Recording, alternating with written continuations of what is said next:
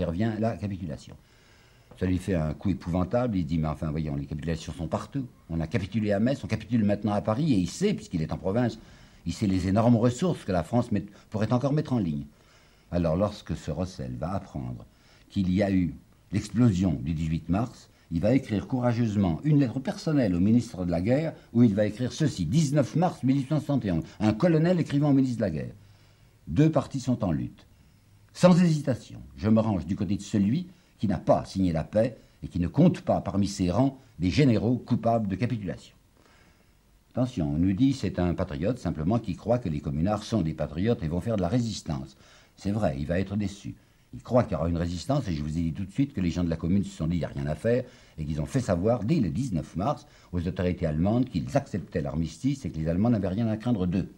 Mais il faut savoir aussi que Rossel avait une double interprétation. Non seulement il voulait défendre les communards parce que c'était, selon lui, et c'était vrai, des patriotes, mais aussi parce qu'il représentait une protestation contre une société qu'il estimait, lui, inique. Il le dira dans ses mémoires, avant d'être fusillé. Ce que j'ai fait, c'est en haine de ceux qui ont livré ma patrie et en haine d'un ordre social que je n'accepte pas. Il fera tout ce qu'il pourra. Vous savez, ça ne durera pas longtemps au ministère de la Guerre, puisqu'il est d'abord le chef d'état-major de Cluseret, et puis il va prendre la responsabilité à partir du 1er mai. Il faudrait au moins essayer de rétablir un peu de discipline dans l'armée. Il n'y a pas moyen dans l'armée. Vous savez ce que c'est, la garde nationale, quoi. Il fait créer une cour martiale. Et la première fois qu'il y a eu des désertions et des refus d'obéissance qui condamnent à mort, un certain nombre d'officiers et de soldats, la commune va intervenir et va briser son décret.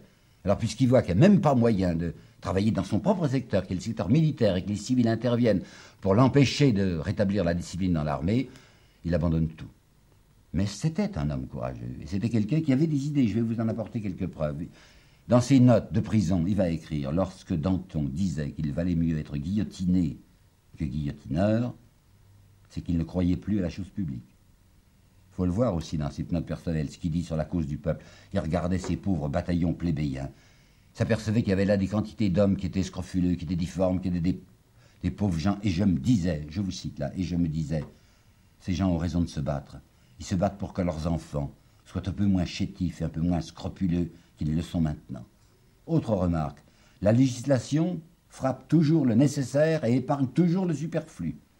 Il portera un jugement triste sur la commune, c'est vrai, qui n'est pas tellement mauvais, puisqu'il dit « Je n'ai jamais cru au succès de la commune en tant qu'hôtel de ville, et si j'ai parfois espéré, c'est pour la commune au sens de communard, c'est-à-dire au sens des hommes du peuple. » Et on a vu en effet ce qu'étaient capables de faire ces hommes du peuple à partir du 21 mai. Il sera donc emprisonné, il pourra sourire amèrement devant le réquisitoire du commandant Gaveau, qui va dire que c'est une indignité, quel scandale, un officier qui a une éducation d'honnête homme eût dû détourner de se faire chef de gueux et qui est passé du côté des claques-dents. Il s'est trouvé, dit le commandant Gaveau, un officier qui, violant le serment le plus sacré, a tourné contre sa patrie les armes qu'il avait reçues pour la défendre. Est-ce que vous vous rendez compte de la saveur de paroles comme celle-là? Puisque le commandant Gaveau, c'est un ami de Bazaine, et qu'est-ce qu'il a fait, Bazaine? Il avait proposé de tourner contre sa patrie les armes qu'il avait reçues pour la défendre. Eh bien non, c'est Rossel, paraît-il, qui est coupable de ça. Il a été condamné à mort et un certain nombre de ses amis vont intervenir pour supplier la commission des grâces. On avait établi une commission des grâces de se pencher spécialement sur le cas de Rossel, qui a les mains pures, enfin, qui a été un honnête homme, qui a agi surtout par patriotisme. Alors on lui fait une proposition. C'est d'Enfer qui va venir le trouver dans sa cellule et lui dit, vous savez, il y a un moyen de sauver votre vie. C'est que vous acceptiez, que vous donniez votre promesse formelle de vous exiler à jamais, de ne plus jamais revenir en France, partez pour l'Amérique. Il se court à la tête, dire non, pas question. Je préfère qu'on me tue. Et effectivement, le 28 novembre 1871, sur ce plateau de Satory, qui était le lieu des exécutions, le colonel Rossel tombera sous des balles françaises. Varlin, maintenant. Regardez-le bien, Varlin. Chevelu, comme ça, barbu. Regardez ses yeux en particulier, ce visage réfléchi.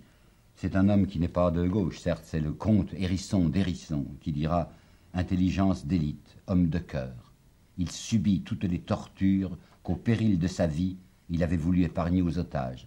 Oui, vous vous rappelez, quand je vous ai raconté ce qui s'est passé rue Axo, et que je vous ai dit qu'il y avait un certain nombre de membres de la commune qui avaient risqué leur vie pour protéger les otages, il en était Varlin. D'où sortait-il? Oh, c'est un garçon qui a 31 ans, en 1871. C'est un homme qui a avoué exactement, mais toute sa vie, enfin tous ses pouvoirs, comme Delécluze qui ne s'était pas marié, lui non plus, ne se mariera pas, au travail révolutionnaire. Marx, en 1847, dans un bouquin qui s'appelle « Le salaire ouvrier », avait parlé de ces hommes qui font de leur activité révolutionnaire l'unique joie de leur existence. C'est exactement ça, Varlin. C'est quelqu'un qui s'était inscrit tout de suite à l'Internationale, l'Association internationale des travailleurs, et qui voulait non seulement tâcher d'ouvrir les yeux aux gens, de leur faire réfléchir sur les causes de leur misère, mais qui voulait essayer d'apporter tout de suite des choses concrètes et pratiques. Il disait, ça ne suffit pas de donner des idées, mais il faut déjà apporter, si on peut, un morceau de pain. Alors je sais bien qu'on peut hausser les épaules devant ce qu'il avait fait, c'est-à-dire des espèces de coopératives populaires qu'on appelait la marmite. Enfin, ça permettait de nourrir un certain nombre de gens. Il va être au premier rang, je vous le dis, de l'Internationale, il sera naturellement poursuivi dans les divers procès, et au moment de la Commune, il va se lancer à fond.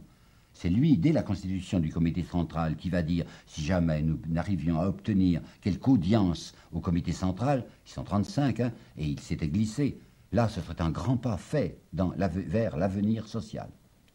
Pendant tout le cours de la Commune, il va s'occuper de tout ce que l'on voudra. Il est toujours disponible. C'est un homme qui travaille du matin au soir. Il aide la Commission des finances. Il va aider Jourde. Je lui reprochais là d'être un peu timide du côté de la Banque de France, mais ils sont tous comme ça. Hein.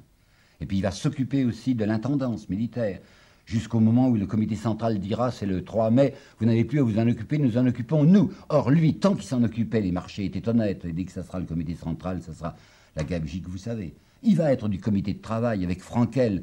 C'est un homme qui va se dépenser d'une manière totale. Lui aussi, ça me plaît bien. Il est séparé de Proudhon. Et Proudhon était un homme qui passait son temps à répéter « ça ne sert à rien de prendre le pouvoir politique ». Et un homme comme Delescluze, je vous l'ai dit, avait déclaré que si on ne prend pas le pouvoir politique, il n'y a rien à faire du point de vue de la politique sociale. Alors lui aussi, lui, Varlin, parlera dans une lettre de si proudhonien attardé, où il ajoutera « Pour nous, la révolution politique et la révolution sociale s'enchaînent et ne peuvent aller l'une sans l'autre. Seule la révolution politique ne serait rien. » C'est de sa fin que je voudrais vous parler, parce que c'est encore une de ces choses horribles que j'aime pas raconter, mais enfin je suis là pour ça, hein, parce que l'historien, je voulais doit être loyal. S'est battu jusqu'à la fin. Il avait pris les risques les plus extrêmes, quartier Vavin, quartier de la Croix-Rouge, et puisqu'il n'y avait plus maintenant de résistance qu'à Belleville, et puisque vous le savez, la dernière bataille se livrera au Père-Lachaise, au cimetière du Père-Lachaise, et que le dernier coup de canon sera tiré rue Ramponneau à Belleville, il est là, Varlin, avec Vallès du reste. C'est fini.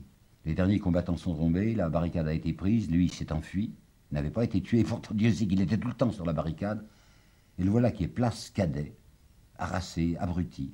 Il est assis sur un banc de la place Cadet, réfléchissant à ce désastre. Quand quelqu'un, dont on a dit, mais je ne peux pas vous l'affirmer, dont on a dit que c'était un ecclésiastique en civil, l'a reconnu. Alors ce quelqu'un est allé trouver une patrouille, il y avait le lieutenant Sicre, S-I-C-R, le lieutenant Sicre, qui commandait cette patrouille du 67e, je crois, régiment d'artillerie, d'infanterie, et l'individu, enfin le dénonciateur, peut-être prêtre, dit au lieutenant « C'est Varlin, c'est Varlin !» Alors ces soldats s'emparent de Varlin. Ils le conduisent où? Ben, nous sommes près de Montmartre, ils le conduisent rue des Rosiers. C'était rue des Rosiers où Clément Thomas et Lecomte avaient été fusillés. C'est rue des Rosiers qui avait autrefois le siège du comité de vigilance, et c'est maintenant devenu une prévôté militaire. Alors on va conduire Varlin à la prévôté. Et ben, ce qui est affreux à dire, c'est que ce n'est pas les soldats de Versailles qui vont se conduire atrocement contre lui. Oui, ils le secouent, ils le brutalisent, mais enfin, ils se conduisent à peu près proprement. C'est quand on va le traîner de la rue des Rosiers au sommet de Montmartre, et c'est pas loin, c'est la foule des gens de Montmartre qui va se précipiter sur lui. Un journal versaillais qui s'appelle Le Bien Public dira « C'est au quartier de Montmartre que les dénonciations ont été les plus nombreuses ». C'est affreux à dire, hein. Pensez que c'est les Montmartrois, les Bellevillois, enfin cette pauvre petite population, le prolétariat, le pire prolétariat de Paris, le sous-prolétariat, qui, pour se protéger, parce que les Versaillais sont les plus forts, se jettent sur les hommes de la Commune, parce que les hommes de la Commune sont des vaincus. Et Varlin, les soldats le prendront sans doute bien mal. Mais Varlin qui, vous avez entendu, Hérisson le disait, qui avait risqué sa vie pour défendre les otages, Varlin va être lui-même un otage livré à cette foule qui se retourne maintenant contre ceux qui l'ont défendu. On va en effet lui crever un œil, on va lui griffer la figure. Les soldats s'amusent sans doute de voir leur captif ainsi maltraité. On arrivera à l'asseoir sur une chaise, il se tient encore debout, il a un œil fermé puisqu'il est crevé, il regarde comme il peut avec son autre œil. Il a essayé de croiser ses pauvres bras et on l'a tué comme ça. Je voudrais vous apporter une phrase de Victor Hugo qui est peu connue et qui est affreuse. La foule, a écrit Victor Hugo, la foule. Est-ce qu'elle n'a pas ri au passage de Jésus, le dos sous sa poutre? Est-ce qu'elle n'a pas hurler de joie devant le bûcher de Jean Hus et de Savonarola. Est-ce qu'elle n'a pas craché sur la face fracassée de Robespierre? Donc il a été tué à Montmartre. Vous savez ce que ça veut dire, Montmartre, hein? Mons Martyrum, le mont des martyrs. Eh ben, j'ai l'impression que jamais le mont des martyrs n'avait mieux mérité son nom que le jour où on a tué Varlin. Et voulez-vous savoir le commentaire du Figaro? Dès que le Figaro a su que Varlin avait été fusillé, il a dit « Justice a été faite d'un aussi de grands criminels ». Il ne s'agit pas simplement de concentrer notre esprit et nos regards sur quelques-uns. Je voudrais que vous vous rendiez compte de ce qu'ont été les hommes sans nom, les hommes sans voix, les communards dont on ne saura jamais le nom, et qui se sont fait tuer parce qu'ils y croyaient. Tout ce que je peux vous dire, c'est qu'il y a quelques femmes, on a connu les femmes de gardes nationaux, c'était celles qui souffraient le plus, vous savez. Le mari restait au travail, enfin, soi-disant au travail. Elles élevaient avec leurs 30 sous, ce qui leur restait du 30 sous quand le mari n'avait pas trop bu, elles élevaient les gosses. Ben, ces femmes, il y en a eu d'extraordinaires. On connaît quelques noms. Tenez, Virginie Lenordès, 47 ans, crémière. Victorine Brochon. Jeanne-Marie Quéra, 46 ans, femme d'un employé de la caisse d'épargne. Ben, ces femmes-là ont été arrêtées parce qu'elles apportaient tout ce qu'elles pouvaient aux gens des barricades. Non pas qu'elles fissent le coup de feu, mais il y en a qui le faisaient. Et une prostituée en particulier qui s'appelait Henriette Tout-le-Monde. Eh bien, Henriette Tout-le-Monde, elle était canonnière. Elle a tiré le canon derrière la barricade de la place de la Concorde. Naturellement, on la condamnera à mort. C'est de Louise Michel dont je voudrais vous parler surtout. Vous savez, quand on dit femme de la commune, on pense toujours Louise Michel. On a raison, Victor Hugo lui consacrera une pièce trop peu connue dans toute la lyre. Et en latin, il appellera ça Viro Major, plus grande qu'un homme. Elle a été étonnante, cette femme. C'était une institutrice. Vous savez peut-être aussi que c'était une fille naturelle, comme on disait alors. Une institutrice qui était adorée de ses gosses. Et en même temps, il y avait au fond de ce cœur très tendre une indignation contre l'indifférence horrible des satisfaits. Alors quand elle a passé devant le conseil de guerre, elle va les insulter, elle va leur dire « Je ne veux pas me défendre, je ne veux pas qu'on me défende, j'appartiens à la révolution sociale, je déclare accepter la responsabilité de tous mes actes, et si vous me laissez vivre, je passerai ma vie à vous combattre. Si vous n'êtes pas des lâches et des hypocrites, tuez-moi. » La dernière chose que j'ai à vous dire me tient assez à cœur. Plusieurs fois, je vous ai parlé de la violence antireligieuse des communards. Vous vous rappelez Maroteau qui disait « Nous biffons Dieu ». Dans un club, on a entendu quelqu'un qui criait « Dieu, il faut le poignarder ». Mais Jean-Baptiste Clément, qui était membre de la commune, Jean-Baptiste Clément, qui est l'auteur du Temps des cerises, vous ne le savez peut-être pas, Jean-Baptiste Clément, dans le journal officiel de la commune du 3 avril 1871, avait écrit les mots que voici et qui en somme vont assez loin. Dieu, s'il existait, il serait avec nous. Et comme il s'agissait de beaucoup de ces athées qui avaient livré leur vie, qui ne croyant pas du tout à une récompense surnaturelle, se disant tout était fini, et qui cependant s'étaient conduits avec une telle honnêteté, un tel courage et une telle droiture, Hugo, encore lui, va écrire ces quelques vers sur lesquels je veux terminer. Des vers que je voudrais que vous gardiez au moins un peu en votre mémoire.